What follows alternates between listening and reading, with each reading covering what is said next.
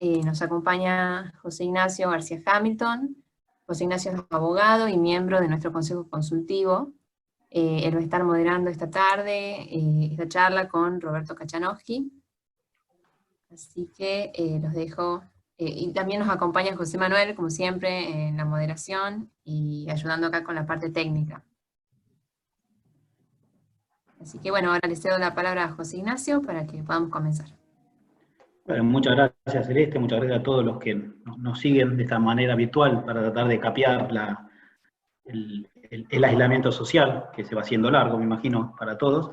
En esta oportunidad tenemos el enorme placer de poder, aunque sea hablar virtualmente, repito, con Roberto. En este caso Roberto tiene una presentación, no sé si Roberto la compartís o la... Sí, cuando empecemos la charla. Ah, dale, genial. Y después de la presentación y la charla sobre algo que bueno, los que lo seguimos, lo que lo seguimos hace muchos años, sabemos que está haciendo mucha ebullición hoy, que está hablando mucho, que es los costos de la política, o las costos de los políticos, que no es lo mismo, y cómo se pueden achicar, y que Roberto es uno de los que está convencidísimo que así se puede hacer. Así que le permitimos que él nos cuente, que hable, y después sí vamos a abrir a preguntas, de acuerdo al tiempo que tengamos. Para ganar tiempo, les recomiendo que donde dice Q y A, anotemos las preguntas, así yo voy a tener más tiempo, tenemos menos tiempo que perder en darle micrófono y podemos escuchar más al enriquecedor Roberto. Dicho esto, Roberto, toda la pantalla tuya. Bueno, gracias por invitarme a Federalismo y Libertad, a vos, José, y bueno, a la gente que está entrando para escucharme, le agradezco que tenga paciencia de escucharme de vuelta. Lo primero que quiero aclarar, yo ahora voy a mostrar una serie de datos para que tengamos idea de lo que es el costo de la política. El presidente de la Nación habló en su momento, hace poco, dijo que le parecía demagógico eso de que el presidente se bajase el sueldo y los ministros o cosas por el estilo, ¿no? Y en realidad el costo de la política no es solamente el sueldo del presidente, del diputado o del ministro o del secretario. Como voy a mostrar, el costo de la política es algo muchísimo más grande en la Argentina. Porque lo que yo quiero mostrar es que la política se transformó en un gran negocio que insume muchos recursos y que no se canaliza solamente en el sueldo del juez, en el sueldo del diputado, del senador, del presidente o del ministro, o del secretario. Se expande por varios lados. De manera que voy a empezar mostrando algunas. Ahora lo que tengo que hacer es encontrar el PowerPoint, abrirlo. Se ve, ¿no es cierto? Lo ven ahí, ¿no es cierto? José. No, todavía no lo... Tienes que compartir pantalla. Ah, no lo puse a compartir, perdón, porque no puse a compartir, tenés razón. Pero espera, claro, ahora. Perdón, ahora sí. Ahora lo ven, ¿no? ¿Lo están viendo? Ahí está empezando a cargar. Ahora sí. Ahí está. Porque a veces en Zoom demora un poco, pero sí, yo me he puesto a compartir. Bueno, si se ve, avanzo. Lo primero que quiero mostrar es algo que siempre muestro, que es una comparación entre Argentina y Estados Unidos, que tiene que ver con las unidades administrativas. O sea, vamos a suponer que son las expensas que hay que distribuir entre todos los habitantes de la administración del país. Si uno toma la Argentina, con 44 millones de habitantes aproximadamente, y tomamos 24 provincias, incluyendo a Cava, como la consideramos como una provincia más, el promedio da que cada provincia reparte sus costos operativos entre 1,8 millones de personas. ¿Sí? Ahora, si tomamos el caso de Estados Unidos, donde la población es de 326 millones de personas y 50 estados hay, cada estado, que vendría a ser el equivalente a cada provincia de Argentina, atiende las necesidades de 6,5 millones de personas. Dicho de otra manera, en Estados Unidos, cada estado reparte sus costos entre 6,5 personas que viven en el edificio, o sea, sus expensas las reparten entre 6,5 millones de personas, y nosotros entre 1,8 millones de personas, lo cual obviamente tiene un costo, o en principio debería ser un costo mayor. Si lo tomamos a nivel municipal, tomé 2.300 municipios, en realidad hay 3.000, pero hay algunos que no cobran o no tienen consejos, o tienen consejos deliberantes ad honorem, entonces quise ser, podría haberlo llevado a 3.000, pero no importa. Lo tomamos 2.300, cada municipio atiende a 19.130 personas, y en Estados Unidos tomé el equivalente, que son los condados, que atiende a 103.700 personas. O sea, Estados Unidos es casi 9, 10 veces más eficiente que nosotros, para ponerlo de alguna forma, en términos de, a nivel de estados, y a nivel de provincias es 2 contra 7, sería 3 veces y pico más eficiente que nosotros, o los costos se repartirían entre más gente allá que acá. Veamos el Congreso de la Nación. Esta es la comparación que empecé a hacer. Esto hay que compararlo con otros países también, pero bueno, lleva tiempo porque no es tan sencillo hacerlo, porque hay que ver muy bien cómo es la organización institucional de cada país. Pero tenemos el caso de Argentina con España. ¿Por qué España? Porque España tiene la misma cantidad de habitantes aproximadamente que Argentina, y además tiene, digamos, nuestra relación con ellos es una tradición. Si lo que hice fue tomar el presupuesto de este año, lo dividí por el tipo de cambio en euros actual, y eso me da que en la Cámara de Diputados el presupuesto anual es de 168 millones de euros. Acá voy a hacer una aclaración. Cuando yo hablo de presupuesto de la Cámara de Diputados, no estoy incluyendo, por ejemplo, los 3.200 millones de pesos que se gastan en la biblioteca con 1.400 empleados, ni la imprenta del Congreso, que tiene un presupuesto de 913 millones de pesos con 500 empleados, ni la Dirección de Ayuda Social para el Personal del Congreso, que tiene un presupuesto de 2.154 millones de pesos con 679 empleados, así puedo seguir. ¿Sí? Estoy tomando, cuando uno mira el presupuesto, página 16, o sea, se mete en el presupuesto, se va a la parte que dice Poder Legislativo, en la página 16 se encuentra el listado con todos los gastos del Poder Legislativo. Entonces dice, formación de leyes y sanciones, Honorable Cámara de Senadores específicamente, ¿sí? Y después dice, Honorable Cámara de Diputados. Bueno, Honorable Cámara de Diputados tiene un presupuesto para este año de 11.943 millones de pesos, casi 12.000 millones. Eso dividido por el tipo de cambio me da los 168 millones de euros. Obviamente el tipo de cambio varía todos los días, así que no puedo estar actualizando el gráfico todos los días, pero por ahí anda. Hay 257 diputados, por lo tanto, si uno divide el presupuesto asignado a la Cámara de Diputados, específicamente a la Cámara de Diputados, no entra, insisto, ni la biblioteca, ni la imprenta, ni ninguna otra cosa, solamente lo que se asigna a diputados, el costo promedio mensual por diputados, el costo por diputados promedio es el sueldo del más todos los empleados que hay, más el internet, los autos, los pasajes, etcétera, de 54.541 euros mensuales. Y en el caso de España, si uno hacen la misma cuenta, le da 21.700 euros mensuales. Recordemos que España hoy no es justamente el ejemplo del liberalismo y del bajo gasto público. Está casi siendo un país tipo sudamericano, se descuidan en algunas de las cosas que está haciendo. O sea que nosotros somos mínimo 3 veces más caro, o 3 veces y media más caro, cada diputado nos sale 3 veces más caro que un diputado español.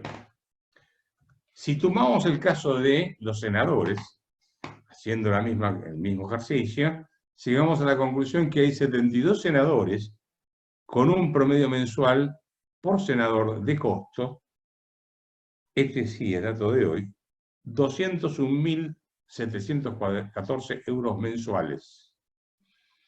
Y en España, que hay 266 senadores, tienen un costo promedio mensual de 17.500 euros. O sea que estamos hablando de más de 10 veces más caro acá en Argentina. Insisto, esto no es el sueldo del senador, es el sueldo más todos los gastos. Entonces, acá comparemos por último que en Argentina tenemos un ingreso per cápita de $14.000 aproximadamente por habitante, España de 28.000, o sea que nos damos el lujo de gastar una fortuna en ambas cámaras cuando tenemos un ingreso per cápita mucho menor al de España. Acá hay un punto que quiero resaltar. Yo estoy yendo ahora a la Cámara de Diputados y de Senadores de la Nación y después vamos a avanzar con otros rubros a niveles provinciales y municipales. Es lo mismo. Ustedes, por ejemplo, tienen la Cámara de Senadores, tiene un presupuesto en pesos de 12.374 millones de pesos para este año, con 5.762 empleados asignados únicamente a la Cámara de Senadores.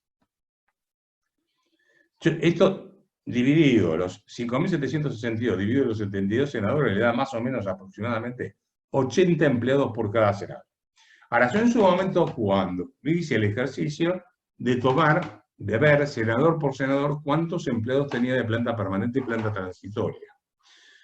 Y de ahí surgió, bueno, Pymes Solanas con sus 35 empleados, pero hay tipos que tienen más y otros menos. Ahora, cuando yo sumé a los 72 senadores, todos los empleados que tenían asignados de planta permanente y transitoria, sumaban 1.752 empleados. Sin embargo, el presupuesto a mí me dice que en el Senado hay asignados 5.762 empleados. La pregunta es, ¿y los otros 4.000 qué hacen? ¿Dónde están? ¿A qué se dedican? ¿Sí? De manera que este ya es un dato a tener en cuenta. Pasa lo mismo con la Cámara de Diputados. Hay 5.220 empleados, 257 diputados, más o menos en promedio son 20 empleados por cada diputado. Y si ustedes piensan, imaginen ustedes, a ver, yo estoy tomando acá el caso de los senadores, 72 senadores, cada senador cuesta 201.714 euros mensuales. Es como si yo, que soy un profesional independiente, tengo mi estudio, tuviese un costo fijo entre mi sueldo, el sueldo de mi secretaria, alquileres, teléfonos, traslados, etcétera, de 200.000 euros mensuales. Me fundo. Porque ¿cuánto tendría que cobrar cada charla para que me pudiese, cada conferencia tendría que cobrar una fortuna?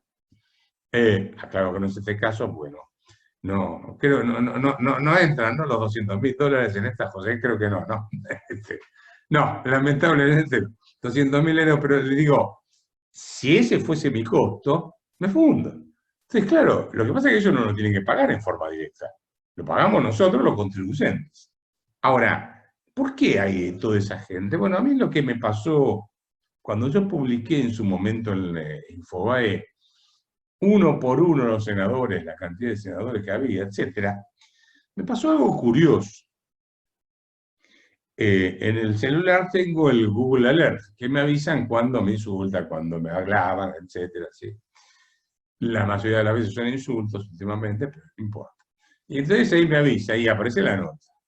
Y me sonaba todo el tiempo cuando largué esa nota.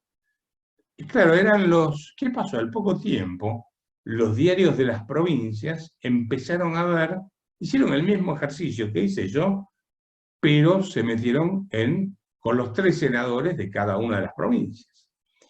Entonces me ponía a leer las notas, porque era 3, 4 de la mañana cuando me sonaba el alerta, y era que el diario había detectado que dentro de los empleados que tenía asignado el del senador de tal provincia, estaba el amante, la novia, el tío, el primo. Entonces, claro, así estamos bancando la estructura de los familiares. Fue una cosa curiosa, ¿no es cierto? Esto yo creo que, José, a vos te lo conté en alguna oportunidad y lo propuse para resolver un problema que hay dando vuelta con un subsidio que hay. Pero, digamos, lo que quiero decir es, acá lo que hay es eso, más la ley que no permite que se lo raje, o sea que hay capas geológicas de empleados dentro del Congreso de la Nación. Hay otros casos donde hay diputados y senadores que nombran empleados, pero los tipos se quedan en su provincia haciéndole de puntero político. Hay de todo ahí. Y quiero hacer un último comentario. A propósito de esto que vengo insistiendo en los medios, me llaman y me preguntan por el costo de la política, en un momento, claro, ya la gente se empieza a hinchar y empieza a darse cuenta de que esto va en serio. Y en un día en particular me entraron a llamar diputados y senadores sin parar, ¿sí? De distintos partidos políticos, o por así, para explicarme que no, que el sueldo de ellos no era tan importante. Pero bueno, bien, escúchenme, yo doy los datos. Los datos son estos. Usted me cuesta por mes entre sus sueldos todo lo que tiene, tal. Entonces ahí empezaron a largar prenda. Y entonces, por ejemplo, hay un señor que se llama Di Próspero, atenti con el nombre, que es el que vendría a ser el Moyano del Congreso, ¿sí? El que maneja el sindicato del Congreso. No tuve tiempo de ponerlo en PowerPoint, pero créanme que lo googlean y lo encuentran, pongan Di Próspero, pongan turismo carretera. ¿Y qué es lo que hace la obra social del Congreso, o el sindicato? Sponsorea a autos de turismo carretera. Entonces dice, está el logo del sindicato y arriba dice Di Próspero conduce. Yo no voy a pensar, como lo puede hacer mi amigo José, que es mal pensado, que están lavando guita ahí. Para nada. No voy a pensar semejante cosa de que le dicen, tomá, dame una factura por 100.000, te doy 10 y yo me quedo con 90, porque no voy a pensar eso, porque él puede pensarlo. Yo nunca lo haría. ¿Sí? Pero sería bueno saber por qué están haciendo semejante barbaridad. O sea, ¿qué es lo que tienen? Porque atención, que la Dirección de Ayuda Social del personal del Congreso, que vendría a ser la obra social, que ninguno de los empleados puede pasarse a otra privada, por ejemplo, tiene un presupuesto de 2.154 millones de pesos al año que maneja ahí. O sea, esto es parte de la política, ¿se entiende lo que quiero decir? O sea, no es solamente el sueldo. Muy bien. Veamos las provincias. Esto es un trabajo hecho por la Fundación Libertad del año pasado, o lo presentaron este año, no me acuerdo si fue el año pasado o este. Fíjense ustedes. Sobre el presupuesto del año pasado. Este es sobre el presupuesto del año pasado. No, pero lo que no me acuerdo si lo presentaron creo que no fue este año, lo presentaron a fines del año pasado. El año pasado. Tomamos ahí casi 1.200 legisladores provinciales en todo el país. El presupuesto del Poder Legislativo fueron 41.000 millones de pesos, ¿correcto? Y el presupuesto anual por legislador fue de 34 millones de pesos. O sea que más o menos en promedio, si se da cuenta, esto está dando 34 millones dividido dividido 12, porque este es promedio por legislador, son 2.800.000 pesos por mes de costo por legislador provincial. No lo tomen a mal, muchachos, pero lo más caro son ustedes, Tucumán. Tucumán lidera el costo con un costo por legislador de 85 millones, casi 86 millones de pesos mensuales. O sea que 86 millones de pesos mensuales dividido 12, bueno, no sé si alguno tiene la calculadora ahí, dividido 10 sería 8 millones y medio, serán 8 millones, 7 millones y pico por mes por legislador. No sé si Tucumán es bicameral o unicameral, pero da lo mismo, el costo es un disparate. Otra que es bastante cara es la ciudad de Buenos Aires. Y la provincia de Buenos Aires también es otro antro donde siempre costó mucho conseguir el presupuesto porque es un secreto de Estado. Bueno, estaba viendo, yo lo tenía anotado en algún lado, el costo por legislador, pero... Ahora, fíjense ustedes que, por ejemplo, la capital federal, a ver, yo no sé dónde lo metí, pero si ustedes se fijan, la capital federal, el costo de la ciudad de Buenos Aires son 70 millones, digo bien, sí, 70 millones anuales por legislador. O sea que dividido 10 son 7 millones, será 6 millones y pico por mes, digo bien, o 5 millones y algo, 5 millones 800 por mes. Tomemos como ejemplo, ahora que están hablando todos del coronavirus, y todos aplauden a las 12 de la noche, y los políticos hablan de los médicos que están en el frente de batalla, etc. Por ejemplo, un médico de clínicas, del Hospital Clínicas, del Capital Federal, tiene un sueldo mensual de 60.000 pesos.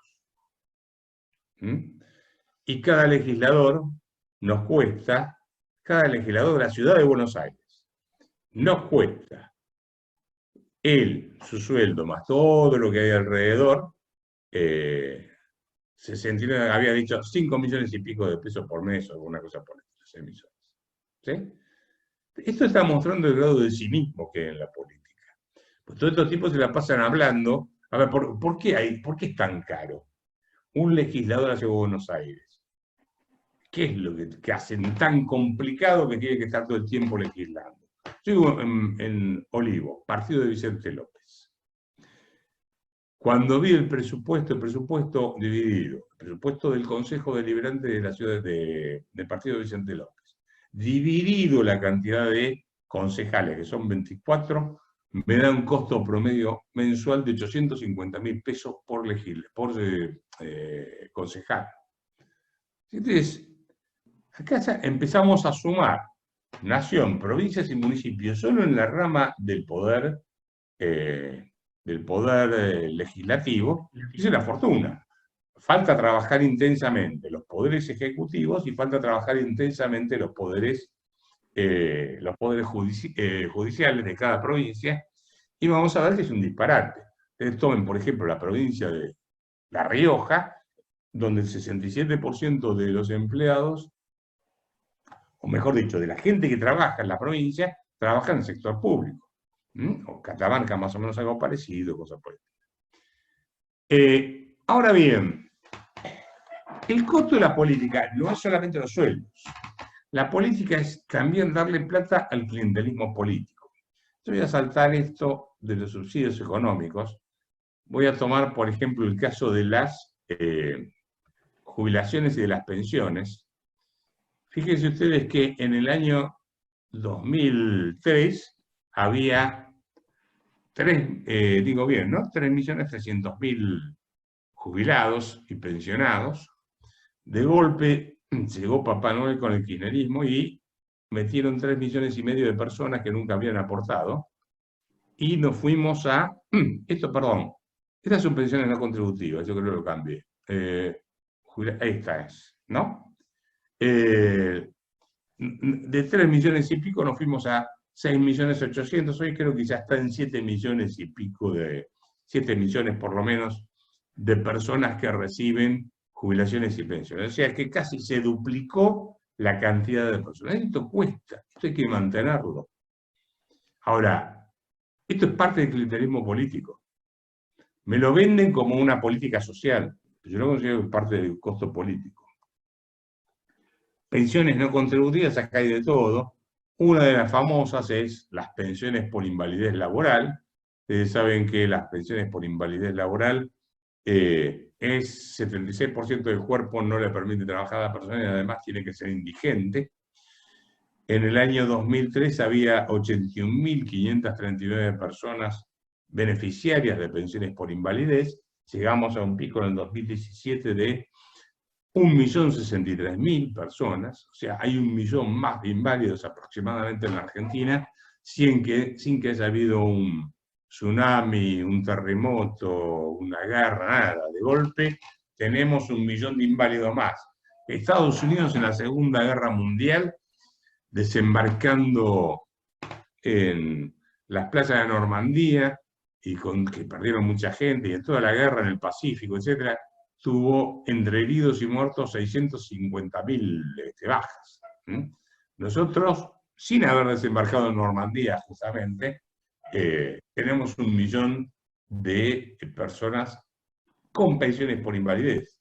Ahí en Guanaco Muerto, al norte de Córdoba, el 120% de la población tiene pensiones por invalidez. Hemos visto que, por ejemplo, en la provincia de Formosa, toda una familia, son 15 personas, con el mismo apellido, tiene pensiones por invalidez. Se ve que el coronavirus del no laburo le llegó mucho antes que el coronavirus, el COVID-19, ¿no? Y hemos visto algunas fotos de algunos de estos que reciben pensiones por invalidez paseándose por las playas de Ipanema o haciendo rafting. ¿Sí o no? Creo que se puede dar fe de esto. Vamos al empleo público, que es parte del gasto de las políticas. El empleo público provincial entre 2003 y 2017, que es el último dato oficial disponible, por eso no doy otro dato que no sea el oficial, aumentó un 70%. Fíjese que Jujuy lo aumentó un 154%, Tucumán, Salta, Catamarca 138%, y así vamos teniendo. La que menos aumentó fue Formosa con un 32%, que obviamente no lo hizo por eficiente, sino porque ya no tenía más gente para meter adentro del Congreso, del Estado. Pero el 70% más de empleo público significa tener que en este momento haya, de acuerdo a los últimos datos que me dieron, yo tenía 3.100.000 empleados públicos entre nación, provincias y municipios. El número se eleva, el último dato que me pasaron, oficiales, 3.700.000 empleados públicos en total, ¿sí? Nación, provincias y municipios. Eso genera una masa salarial que equivale aproximadamente a el 13% del Producto Bruto Interno. Esto, para que ustedes tengan una idea, son 52.000 millones de dólares. Cuando hablo de empleo público, estoy diciendo, de los 3.700.000, 700.000 son la nación, 2 millones y pico son las provincias, y el resto, 1 millón y pico son, lo tengo por ahí más desagregado, son los municipios. Ahora, ¿por qué aumenta la cantidad de empleo público? En la nación, en las provincias y en los municipios. Aumenta porque es parte del negocio de la política, poner gente, cargos públicos, como recompensa por el trabajo político que se hizo en la campaña o cosas políticas. Acá tienen las remuneraciones de empleados públicos. Esta es fuente el BID, ¿sí? Lo estaba trabajando hoy justamente, el informe que hizo gente del BID, algunos son argentinos que conozco, y les estaba preguntando bien a ver cómo se componía todo esto. ¿Se ve bien el Sí. cuadro? Ah. Sí, sí. Si ustedes se fijan, la que más tienen es Argentina. Yo les decía, fíjense, esto es remuneraciones a los empleados públicos en países seleccionados, ¿verdad? Para el año 2016, el año 2017 yo tengo el dato también más actualizado, pero fíjense que Argentina es la que más gasta en sueldos en relación al Producto Bruto. América Latina gasta 8,4 puntos de producto, los países desarrollados 10.6, y Argentina aproximadamente 13 puntos, 14 puntos del producto. Y remuneraciones a los empleados como porcentaje del gasto total, no lideramos, hay otros países que lideran, pero estamos ahí bastante altos, y estamos por arriba de la Organización del Comercio de los Países Desarrollados y de América Latina. Filtraciones del gasto focalizado, esto también es fuente del BID. ¿Qué es esto? Acá, filtraciones es plata que se fuma. son los barcos que llegaban al puerto con gas y que nunca llegaban. Los barcos, ni nada. Entonces, fíjense ustedes que los tipos lo que detectan en el BID es, bueno, filtraciones es afano. Vamos a poner en castellano básico, ¿sí? Se afanan 4,5 puntos de Producto Bruto en este tipo de subsidios, en subsidios a la energía, esto es claro, de la época de kirchnerismo. En programas sociales, vean ustedes la plata que se pierde del Producto Bruto. Son más o menos 2 puntos del producto, con lo cual estamos hablando de un producto de 400.000 millones, un punto sería, son 800 millones de dólares aproximadamente. Digo bien, ¿no? 800 millones, sí. Un punto sería de 400.000, 40.000, 4.000, sí, no, sería más, ¿cierto? A ver, yo estoy haciendo la cuenta así en el aire, pero de 400.000, un punto sería en 40.000, son 4.000 millones, ¿digo bien? Un punto son 4.000 millones, con lo cual tenemos una torta de plata ahí dando vuelta, sean 800 millones de dólares que pueden estar partiendo fácilmente en lo que son planes sociales o filtraciones. Y estas las ineficiencias en transferencias focalizadas, bueno, es ineficiencia porque se gasta mal, porque se gasta demasiado por empleado para hacer el gasto, mal gasto en compras públicas, por ejemplo, salimos a comprar fideos y los compramos muy caros, o filtraciones en transferencia que te doy la guita, pero una parte me vuelve a mí y cosas por el estilo. Son 7 puntos del producto en total. Esto quiere decir que Argentina, 7 puntos del producto, a ver, si ustedes se fijan, el promedio de América Latina son 4 puntos y Argentina tiene 7 puntos, 3 puntos más de ineficiencia, vamos a decir, de error. 7 puntos, son 7 por 4, 28, son 28.000 millones de dólares. Por ineficiencia, porque se tiene más personal del necesario para hacer las compras, o porque se compra más caro de lo que hay que comprar.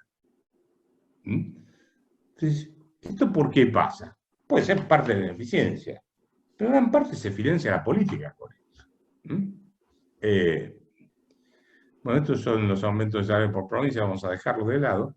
Este es un cuadro que armé en su momento con todos los planes sociales para ver cuántas personas pasan por el Estado a buscar un cheque todos los meses. Este número en realidad ya llega casi a los 20 millones porque donde dice empleo público, yo puse 3.100.000, que era lo que daba el Ministerio de Trabajo, pero como les decía, me pasaron el fin de semana el dato más prolijo, más actualizado, y está dando al año 2019 3.700.000 empleados públicos entre nación, provincias y municipios. Así que estamos cerca de los 19.800.000, casi 20 millones de personas que todos los meses pasan a buscar un cheque por la ventanilla del Estado, en lo que son el Plan Nacional de Desarrollo Alimentario, Plan Nacional Primera Infancia, becas Progresar, pensiones por invalidez laboral, la que comentaba antes, que son 1 millón y pico de personas, que eso cuesta, creo, tendría que mirar el último presupuesto, el año pasado eran 140.000 millones de pesos esas pensiones por invalidez de gente que no es inválida. Expresos políticos, que son los que tiraban bombas en los 70, ahora cobran un subsidio, esos 5.000, casi 6.000 personas.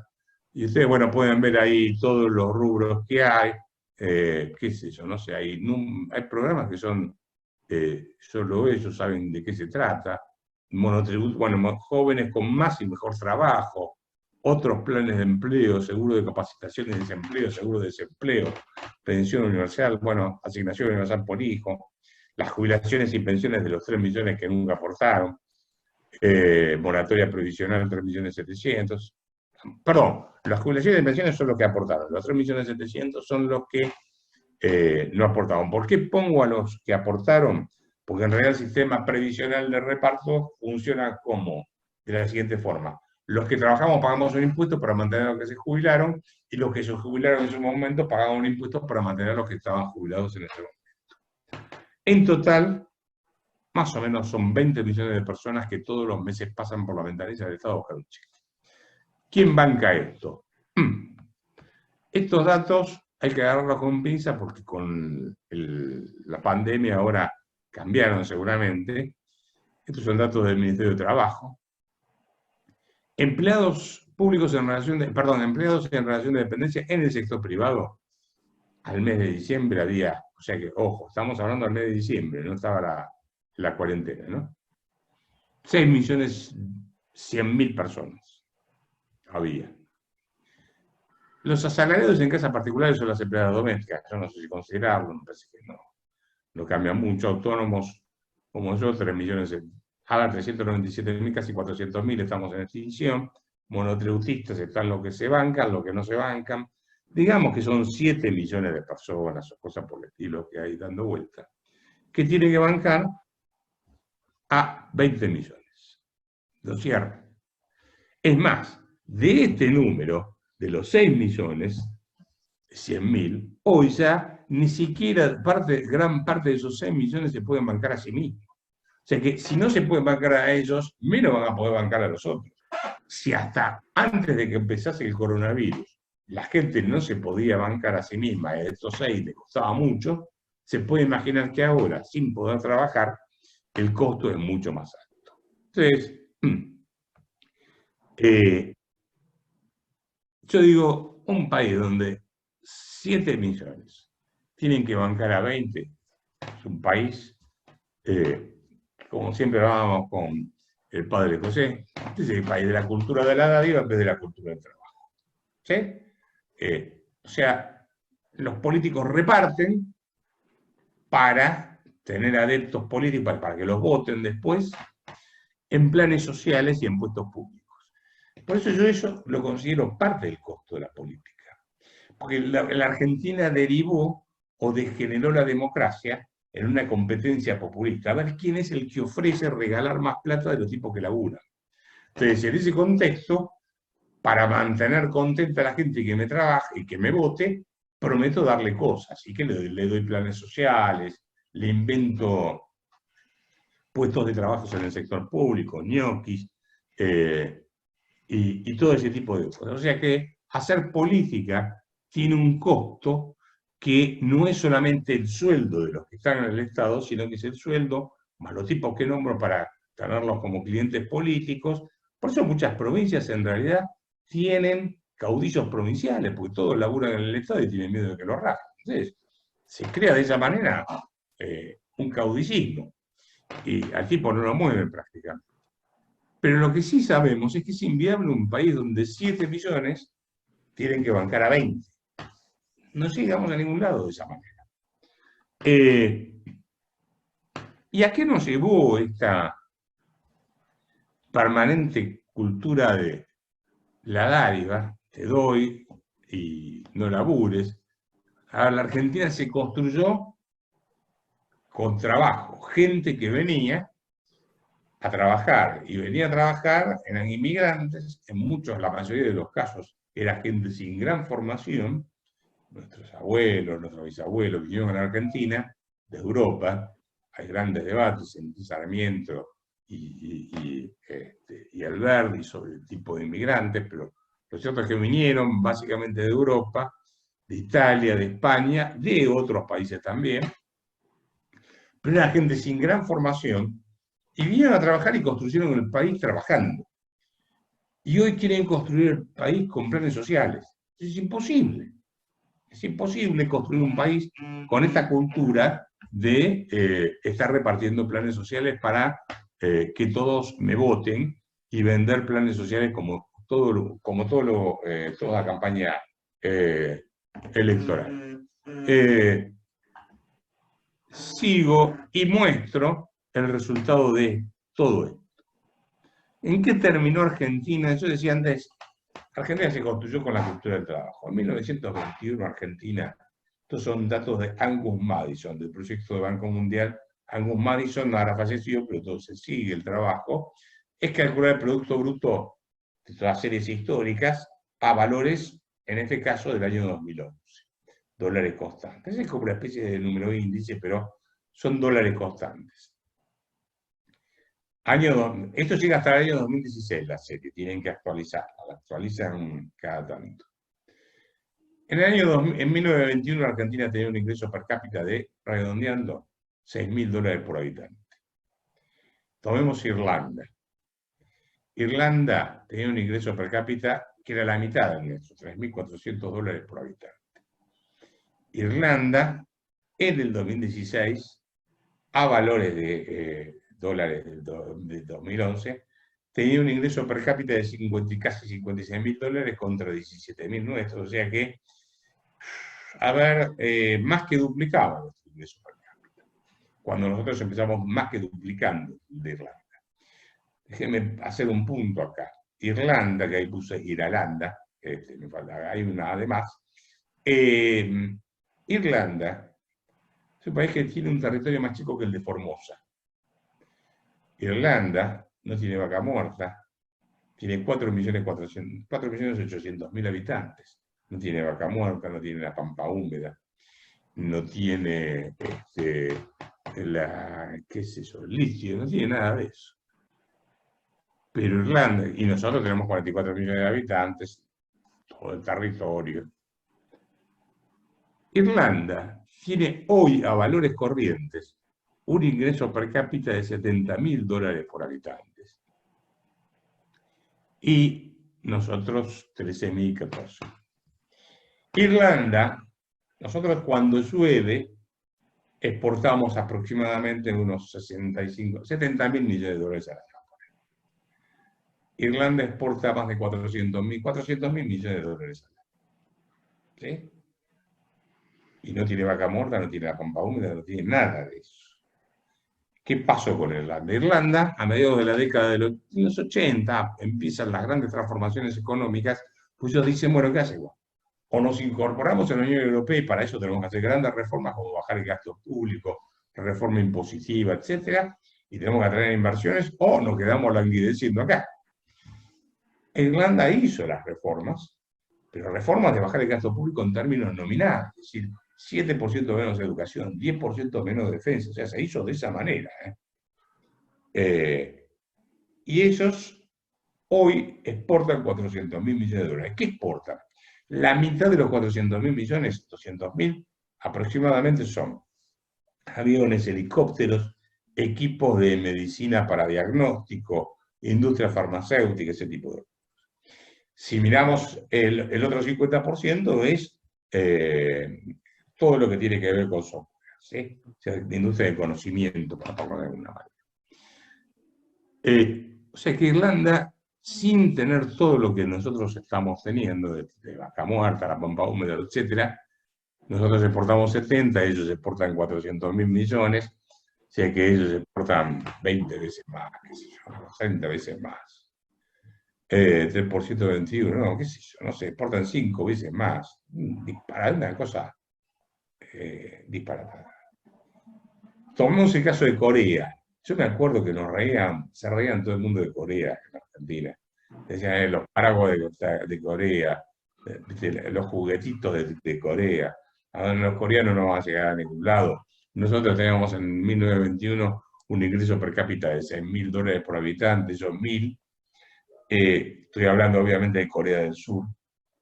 Corea del Sur en el año 2016 tenía un ingreso per cápita de $36.000 por habitante, nosotros 18.000, o sea que duplicaban nuestro ingreso per cápita. Bueno, España estaba por debajo nuestro, ahora nos duplica. Italia estaba por debajo nuestro, fíjense, en 1921, $2.200 contra $6.000 nuestros.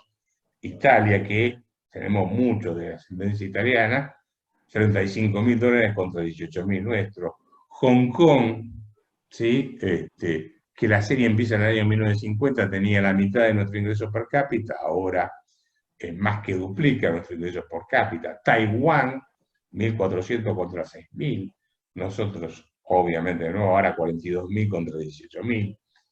Chile nos superó, Nueva Zelanda estaba un poco arriba nuestro, pero ya nos supera completamente, Australia. Y Brasil no nos superó hasta el año 2016, pero si se fijan en la última línea, a ver, puedo correr esto, que me tapa a mí, la última línea marca la variación porcentual entre 2016 y 1921. ¿Cuánto aumentó? Argentina 2.14, si ustedes se fijan, en todos los países tuvieron un aumento porcentual mucho más alto que el nuestro. ¿Sí? Y no estoy hablando de Estados Unidos, no estoy hablando de Alemania, no estoy hablando de Japón, para que no me vengan con la historia que los alemanes porque son los alemanes, los japoneses porque son los japoneses, etc. Entonces, ¿cuándo se produce el quiebre de todo esto? Yo, a mi juicio, empieza en el 30, pero se profundiza en la década del 40. Ahora, no hubo gobierno que después cambiase esa cultura de la dádiva, y esa cultura de la dádiva se transformó a partir del 83, en políticas donde se transformó todo en una competencia populista, a ver quién era el que más revoleaba plata para conseguir votos de la gente que trabajaba, y llegó a su máximo nivel en la época de Kirchner. Entonces, cuando se habla del costo de la política, yo quiero resaltar que yo no me voy a dar por conforme con que el presidente anuncie que se bajó un 20% su salario, o que sus ministros hicieron lo mismo. El costo de la política es todo esto.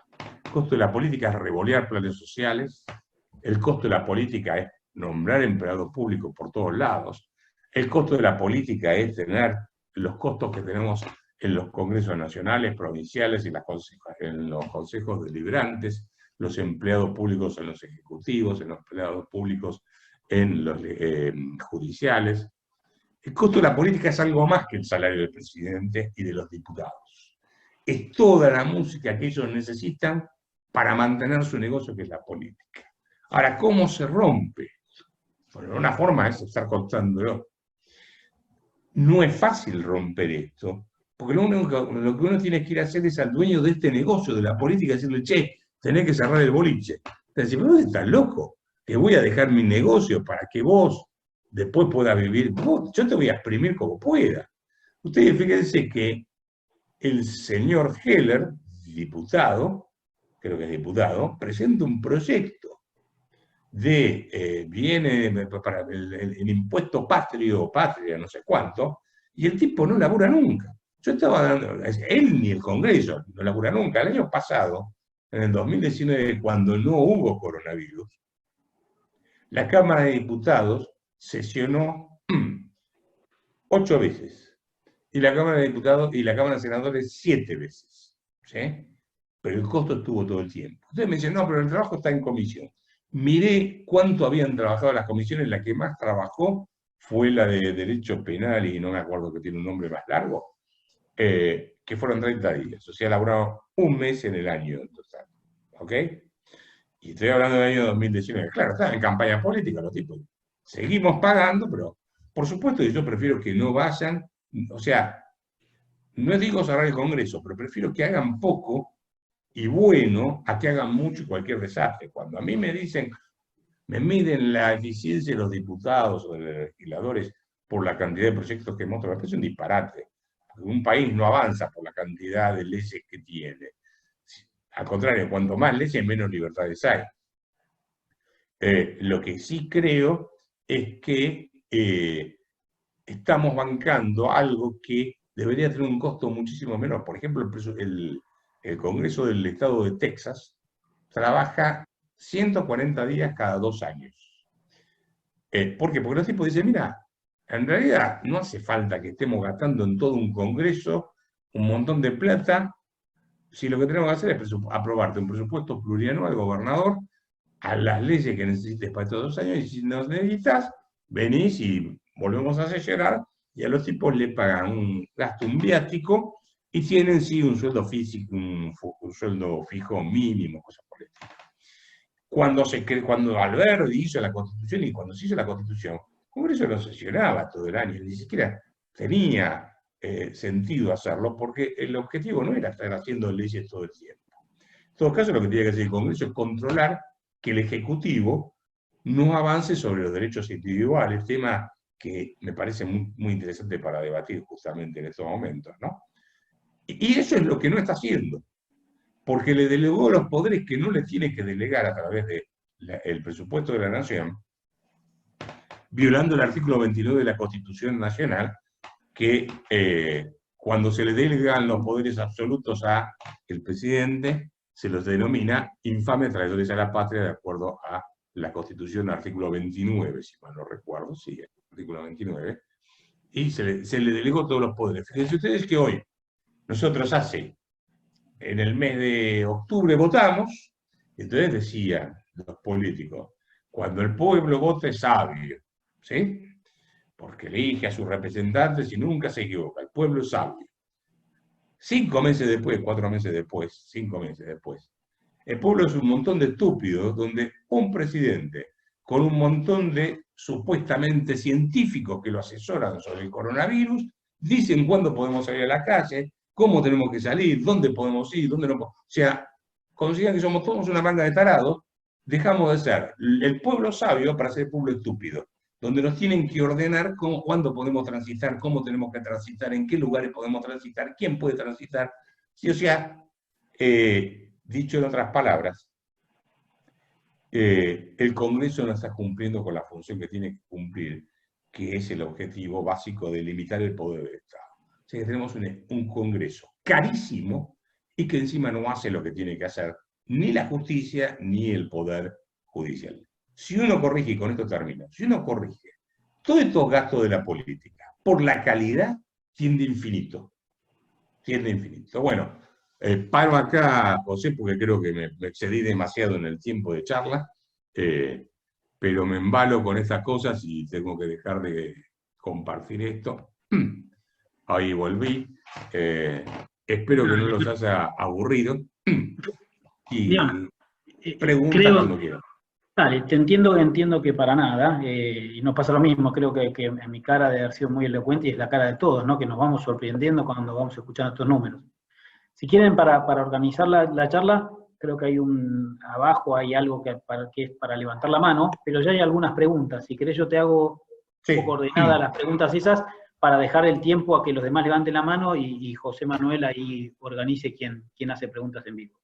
Acá Francisco hace 2 comentarios. En primer lugar pregunta, bueno, además de saludarte, te dice si frente a la inflación hay que dolarizar o habría que dolarizar la economía. Y si la respuesta es sí, ¿por qué no? Y si no, también.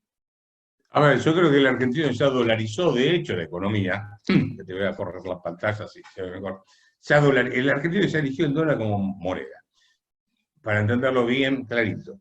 Moneda, esto se enseña cuando uno da clases, es cualquier mercadería que la gente elija en forma amplia como medio de intercambio y como reserva de valor. ¿Sí?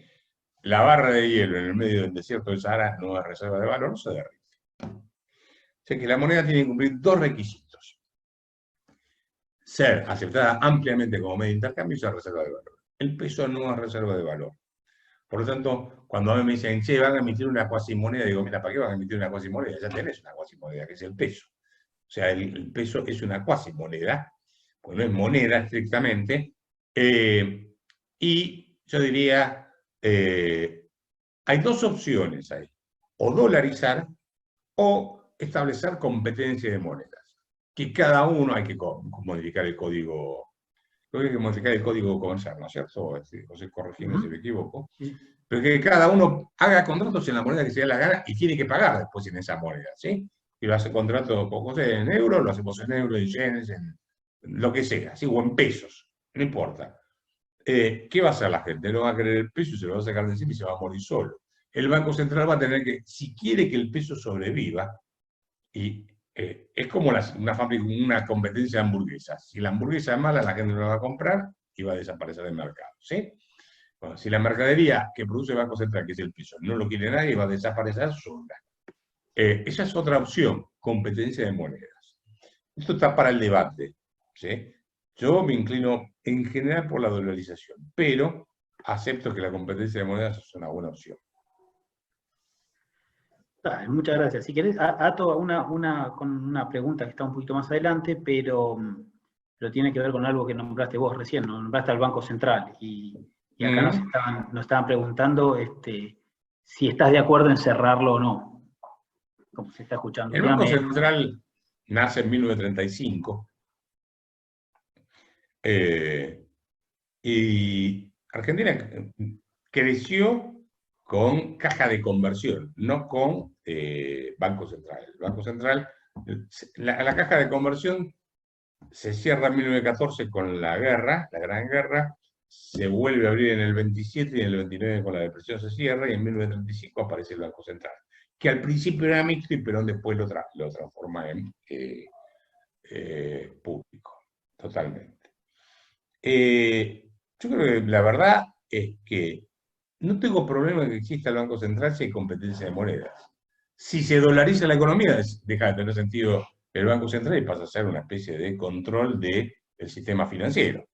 Y si se dolariza, bueno, si vamos a una competencia de moneda, bueno, ¿qué quiere? Pero tiene que competir con el resto de las monedas. Y se va a morir solo, ¿sí? Así que no hace falta que yo diga que lo cierre. La gente sola lo va a cerrar prácticamente. Hoy lo cerró por el solo hecho de no querer el peso. ¿Sí? O sea, la gente, yo tengo ahí el dato, se lo cito de memoria porque tendría que buscar y voy a hacer lío acá, pero al 30 de noviembre había en circulación, cito de memoria, 255 millones de billetes de 1.000 pesos.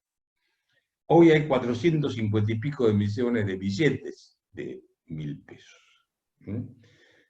Más allá de la fuerte emisión monetaria que hizo el Banco Central, que en un año casi duplicó la cantidad de moneda, la aumentó un 90%, la que hay de circulación, el aumento de la cantidad de billetes de 1.000 pesos está mostrando el destrozo de nuevo de la moneda.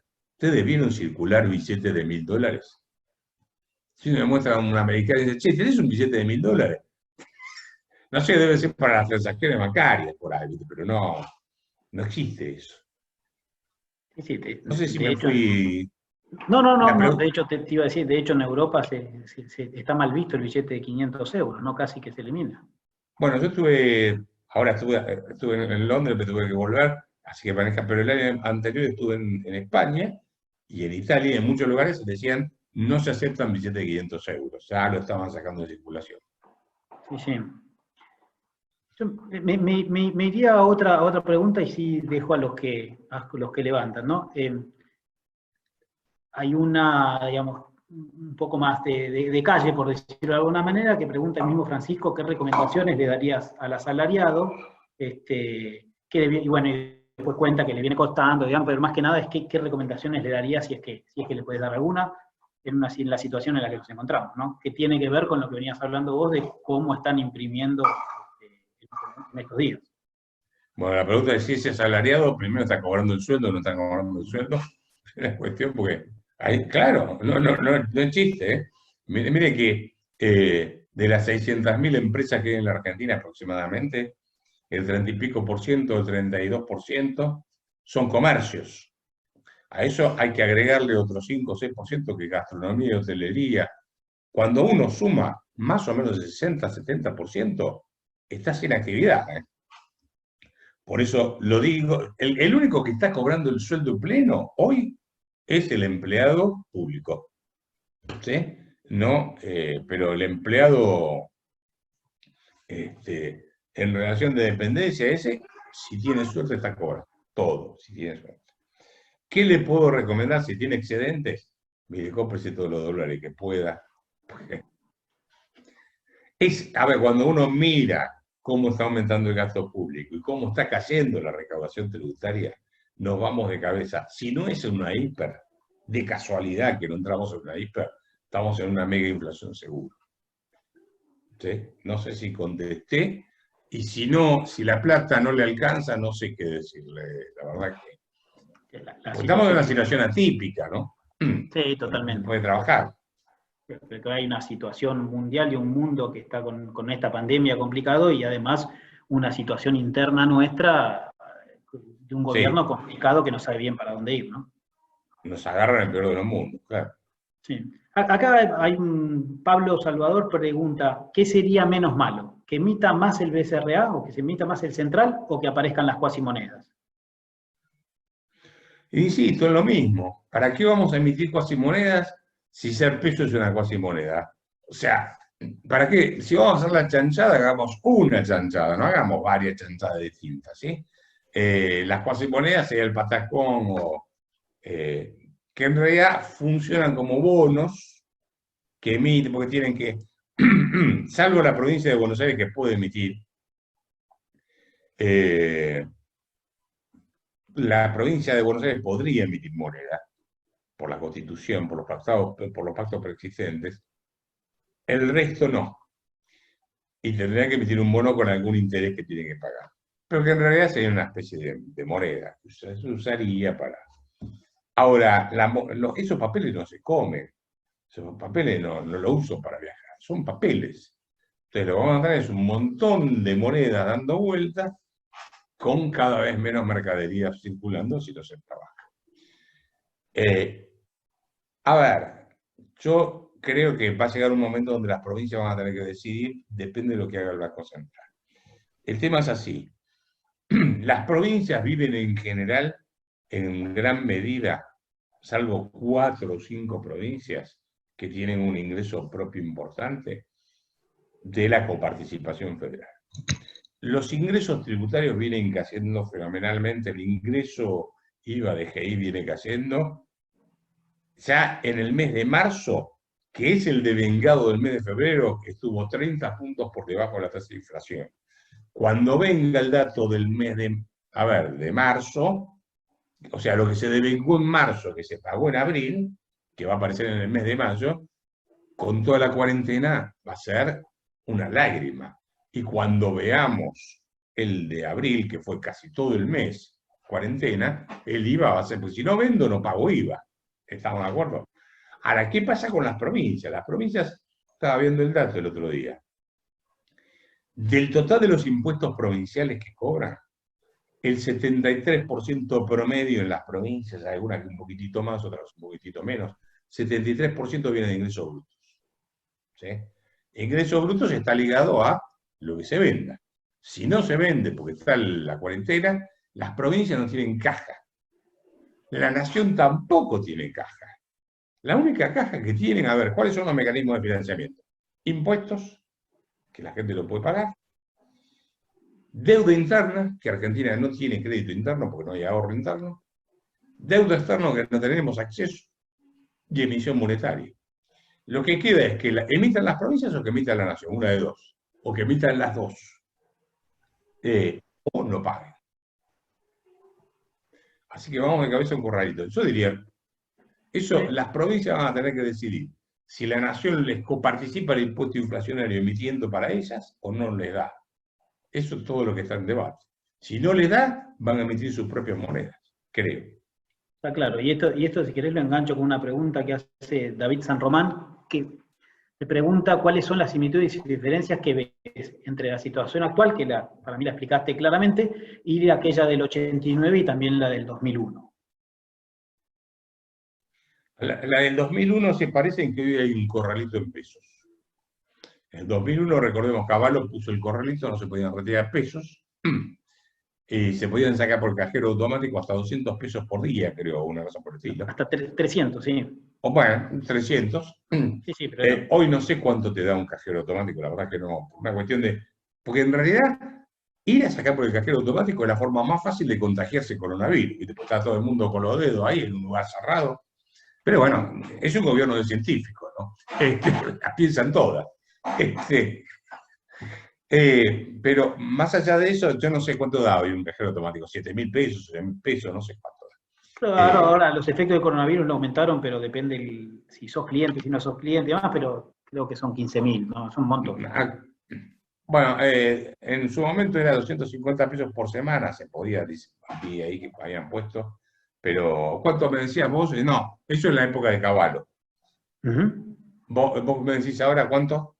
Creo que depende si sos cliente o no, pero estamos hablando de 15.000 pesos, o sea, son $150, depende del cambio que poner de hoy.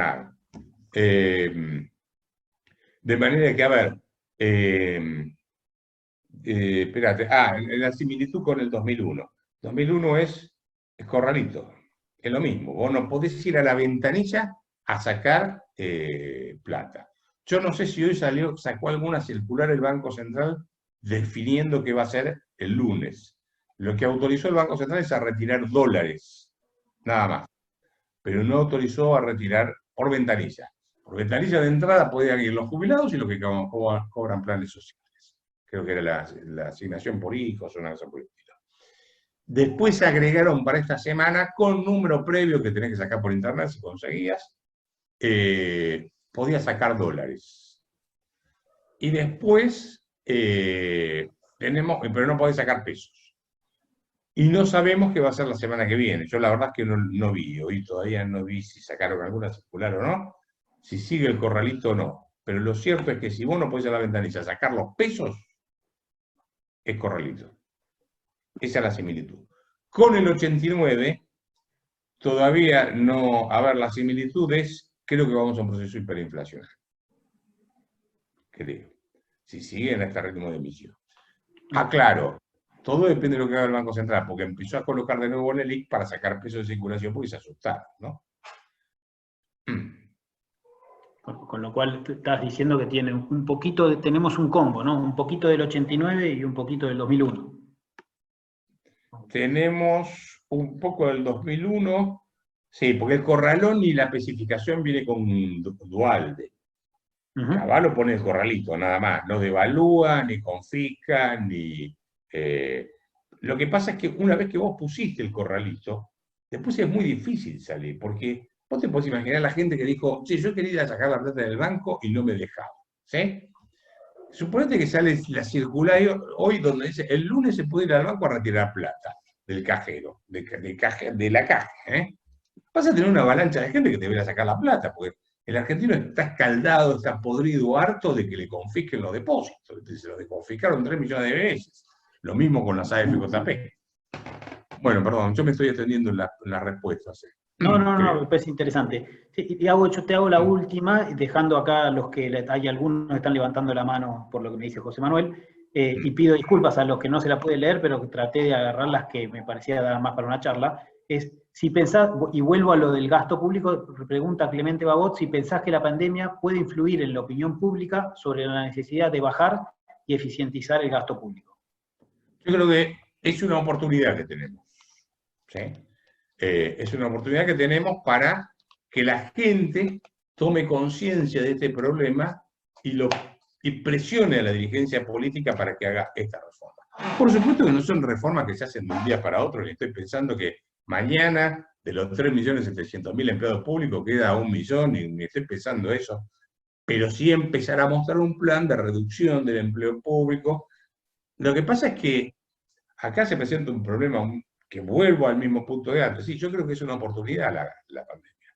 El tema es que los tipos se niegan a dejar su negocio. Le está diciendo a Al Capone, deja tu negocio, deja de ser mafioso. Los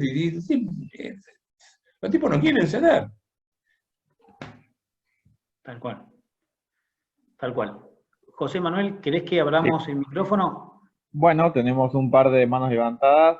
Nicolás Molina, ahí te habilito el audio, Nicolás, para que puedas consultar.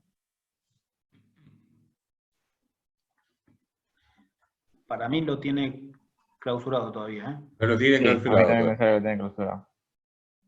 Bien, si no vamos con Pablo Luis Pérez, ahí también se lo habilité. Ahí está. ¿Me escuchan ahí? Sí. Bueno, mi nombre es Pablo Luis Pérez, tengo 53 años, empresario, padre y 22 años viviendo en Neuquén y siendo porteño. La pregunta es la siguiente. Cuando el barril de petróleo superó los $100, el grupo sindical exigió repartir las ganancias a las empresas con los empleados, cosa que logró bastante. La pregunta es, ahora, ¿cómo se vuelve a ese punto donde los empleados deberían bajar sus salarios acompañando la baja del petróleo, en principio? Después, ¿cómo ponemos en funcionamiento post pandemia la producción de hidrocarburos? Y por último, ¿por qué nunca hacemos fondos anticíclicos para sustentar la baja del petróleo en este caso, pero no fondos anticíclicos que después los gastamos, como siempre vemos, otra vez en la fiesta del salario público y demás, porque se hace fondos anticíclicos y después se usa para la política? No sé si fue clara la pregunta o... A ver, voy a tratar de recordarlas. Una era, bueno, ¿cómo hacemos para que ahora los empleados de las compañías petroleras devuelvan la plata o participen de las pérdidas, o por no decir, de las empresas petroleras? Yo digo, me parece que más una pregunta es una buena ironía, para que no vuelva a repetirse, ¿no? Sabemos que no la van a devolver, y obviamente que vaca muerta con este precio de petróleo, no sé cómo estuvo, y francamente no vi, es inviable. Y sabemos que todos los fondos públicos, o todos los fideicomisos que se armen para fondos públicos, los políticos lo terminan usando para otra cosa, así que sugiero que no hagan nada de eso. A ver, la plata que nos robaron a los que teníamos la plata en la AFJP, que es el Fondo de Garantía de Sustentabilidad, yo creo que hay un fallo de la Corte que dijo que había que devolverlo en cuotapartes a la gente, la plata. No sé si cumplió eso, creo que no. Lo usan para hacer populismo. Así que, como el Estado siempre tiene déficit fiscal porque gasta más de lo que le ingresa, seguro que van a manotear esa caja, como Perón manoteó la caja de jubilaciones, y como nos manotearon la plata que teníamos, como el plan Bonex, o como nos manotearon la plata que teníamos en las AFJP, o como manotearon la plata que tenía la gente en los bancos en el año 2002, los dólares. Yo no sugiero hacer ningún fondo anticíclico ni confiarle la plata a los políticos, porque ya está visto lo que hacen. No sé si hay más preguntas, José, o quién. Está silenciado, José Ignacio. Estaba hablando, pero... Sí. Mil disculpas. Preguntaba a José Manuel si tenemos más preguntas, si no yo tengo en el chat. Igual iría a 2 preguntas más y tratar de ir cerrando por Roberto, ya lo tenemos hace más de 1 hora en línea.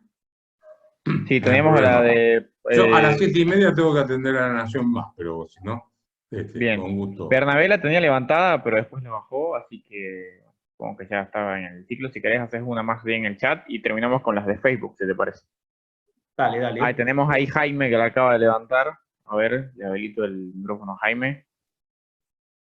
Sí, ¿qué tal? Buenas tardes. Yo soy un natural pesimista y por supuesto que los números que brindó Roberto los comparto, más que comparto, los lamento, pero yo creo que la tripulación del Titanic es la que hay que cambiar. Las primeras, segunda y terceras clases no podemos hacer mucho. Hasta que no cambien las tripulaciones, nos vamos a estrellar contra el iceberg. Entonces, si el problema de fondo son los políticos que durante décadas no ceden a sus privilegios y lo único que hacen es populismo con el dinero nuestro, bueno, entonces, ¿cómo hacemos para cambiar la mentalidad de los políticos para que empiecen a aplicar planes a largo plazo, que se pueda apuntar a un desarrollo a todo nivel del país como corresponde? Y bueno, en definitiva, ¿cómo cambiamos a la clase política? ¿Cómo hacemos que cambie? Para bien, ¿no? Esa es la pregunta, porque es el problema de fondo que yo veo. Yo creo que hay 2 caminos. Uno es el debate de las ideas, estar influenciando, meterse en los medios y ese tipo de cosas. Y la otra es hacer política, hay gente que tiene pasta para eso. Pero en términos de política yo vengo ayudando a distintos sectores, ¿sí? Y partidos, a uno en particular, pero a ver, lo que yo creo que es una locura pretender ser candidato a presidente ahora. ¿Sí? Es un proceso largo. En Argentina hay que fiscalizar más de 100.000 mesas si uno es candidato a presidente. Eso significa que me puede votar la gente, pero si no tengo una legión de tipos que me controlen los votos, seguro que no me votó nadie. ¿Sí? Entonces, es una reverenda estupidez decir voy a ser candidato a presidente en el 2023. Lo que hay que hacer, a mi juicio, es empezar a armar una fuerza de centro derecha, y cuando digo de centro derecha, pónganle el nombre que quieren, estoy hablando liberales, conservadores, o sea, más o menos que tengamos ciertos valores básicos para armar la sociedad argentina, para recuperarla, y empezar a tener representantes en el Congreso de la Nación, en los congresos provinciales, en los consejos deliberantes, etc. Una vez que se tiene esa fuerza, ¿sí?, se va creciendo en ese aspecto, o en ese rubro, ahí sí se puede pensar en ir por una presidencia. O sea que el proceso es largo. Lamentablemente los procesos históricos no son los procesos no tienen los tiempos de los seres humanos. De manera que yo creo que hay dos grandes rubros para los cuales trabajar. Uno, lo que hace la Fundación Federalismo y Libertad, difundir ideas, debatir ideas, tratar de influir en el mundo empresarial, en el mundo de la política, etcétera, en la gente, en los medios. Y la otra es hacer política, pero hacerla con inteligencia. Yo veo que todos están convocando ahora en las redes sociales y dicen, hay que dejarlos de poner los egoísmos y juntarnos. Vengan atrás mío que yo soy el candidato. Sí, le digo, alguno que propone eso. Y el otro dice, hay que deponer los egoísmos, tenemos que juntarnos, vengan atrás de mi proyecto. O sea que nadie depone nada. Y digo, pero che, viejo, ¿por qué en vez de estar armando un partido? Fíjense ustedes, hay 4 partidos políticos que están tratando de conformarse. Que son todos la misma. Recrear. El Partido Libertario. El de Agustín Echevarría y Gustavo Segre.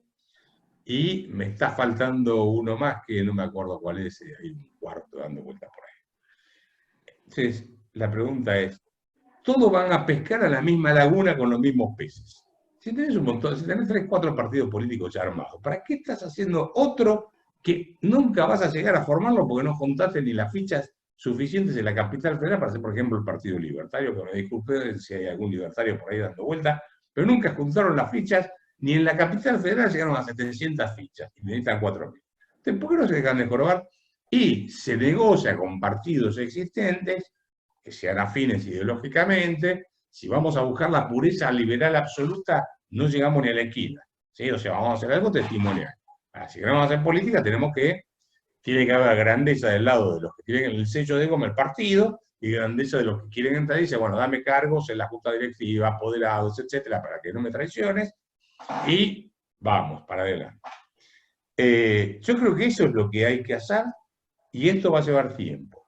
En el medio hay que seguir discutiendo las ideas y machacando y machacando y machacando para ver si logramos ir torciendo la dirección del barco, por lo menos en alguna parte de la política. No sé si contesté. Yo creo que sí, ¿no?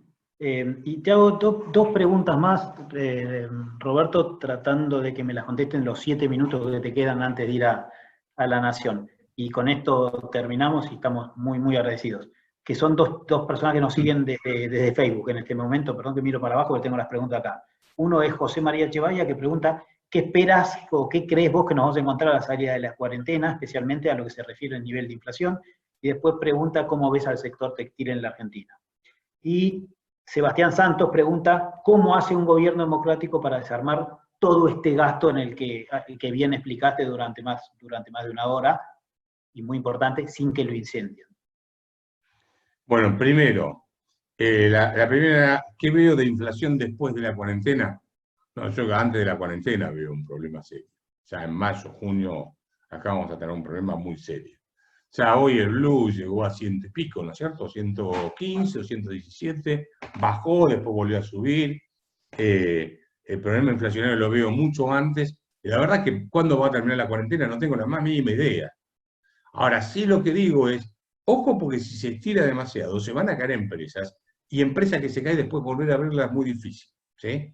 Entonces, ojo con esto de, mira, como no sé qué hacer, que todo se quede en su casa y aplano la curva a la trompada, y matamos la economía. Eso, respecto a la inflación, le digo, el problema es ya, no después de la cuarentena, porque tampoco sabemos cuándo va a ser. La segunda es del sector textil, la verdad es que no conozco, pero te diría que me parece la industria textil, no indumentaria, sino textil, supongo, ¿no? Porque son dos cosas distintas. Yo no creo que a la gente le quede mucho margen para estar comprando ropa, francamente. Así que la industria textil, salvo que exporte, cosa que no sé si lo va a poder hacer, va a depender de la demanda que tenga de los que hacen indumentaria. Si están parados, es probable que la industria textil tenga más demanda, porque hay que hacer la producción de, no sé si de primavera, de verano, porque no sé cuándo termina. A ver, si no abrimos los negocios, no sé si tengo que vender pullovers o tengo que vender pantalones de baño. La de primavera, verano que viene. Claro, tampoco sabemos de qué año. Y la última parte era cómo se hace para hacerlo. Claro, ¿cómo haces para sin que explote? Exactamente, sin que te incendies. Y bueno, se supone que si uno llega al gobierno es porque dice lo que va a hacer. O sea, lo que uno debería hacer es ganar las elecciones diciendo en serio lo que va a hacer, y no como hacen los políticos que dicen una cosa y hacen la otra. O sea que si uno llega diciendo lo que va a hacer y lo hace, la gente está advertida de que, sabiendo que vas a hacer eso. Ahora, lo que pasa es que en la Argentina los políticos llegan diciendo, voy a regalarte todo, y después no te regalan nada, ¿no es cierto? De manera que yo veo que es menos obstáculo hacerlo. Por supuesto que siempre va a estar la resistencia de los tipos que se van afectados. Pero si uno llega, porque llega con el apoyo de la gente para hacer lo que dijo que iba a hacer. Está clarísimo, está clarísimo. Con lo cual se une con lo que hablabas antes de qué es lo que hay que hacer, ¿no? Que preguntaba Jaime. Claro, lo que yo creo que lo que tiene que decir alguien que quiera hacer política, aunque no gane las elecciones, es decir lo que piensa hacer, pero en serio, ¿sí? No estar escondiendo. Hay que decir lo que uno va a hacer. Se dice que con la fuerza y con el apoyo de la población para hacer lo que dijo que iba a hacer. Y es empezar a desarmarlo. Y esto va a llevar varios gobiernos poder desarmarlo. No lo puede hacer el gobierno en un solo periodo ni por casualidad. Además es a nivel nacional, provincial y municipal. Son 3 niveles. Hay que convencer a la Liga de Gobernadores, es decir, muchachos, mejor que corrijan porque esto se cae a pedazos. Y los municipios. O sea, la nación puede hacer una parte. Un presidente puede hacer algo, pero no todo, porque va a depender de las provincias y de los municipios. Si es que respetamos el federalismo, ¿no? Está clarísimo, está clarísimo. Me acuerdo de alguna charla con mi viejo y con vos que decían, y mi viejo siempre decía, ¿no? Esto va a llevar por lo menos un siglo, ¿no? Un siglo. ¿Sí? Bueno, los viajes que teníamos en mi auto con tu padre hablando de estos temas, sí, los tiempos de los países son distintos a los tiempos de las personas. Nosotros queremos todo ya, y los procesos de los países son mucho más largos que los de la vida de nosotros, ¿no? Lamentablemente es así. Exactamente, exactamente. Bueno, Roberto, no te jorobamos más, al revés, creo que terminamos un minuto antes de lo que habíamos propuesto, la idea era terminar y media. José Manuel o Celeste, de mi parte, súper agradecido y espero que todos los que nos siguieron lo hayan disfrutado tanto como yo. Yo les agradezco que me hayan invitado. Perdón, no, adelante. Celeste. Sí, no, disculpe, Roberto. Muchas gracias, José Ignacio. Gracias, Roberto, por habernos acompañado. La verdad, siempre se está a gusto. Ustedes, comentarles que la semana que viene tenemos una agenda también muy interesante. El martes 28 de abril a las 10 de la mañana vamos a estar con Domingo Cavallo hablando de esta inflación. El miércoles 29 de abril a las 18:30 horas, Bernabé García Hamilton nos va a hablar de los aspectos legales de la pandemia. Y el jueves 30 de abril a las 18:30 hablaremos de los controles de precios en el contexto de la pandemia con Santiago Castro Videla, así que desde ya invitarlos a todos ustedes y agradecerles por su tiempo nuevamente.